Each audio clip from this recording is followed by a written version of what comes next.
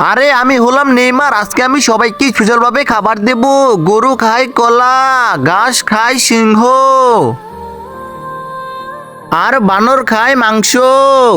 আরে নেইমার, তুমি এটা কি করেছো? তুমি তো সবার খাবার ভুল দিয়েছো। দাঁড়াও, আমি ঠিক করে দিচ্ছি তাড়াতাড়ি করে।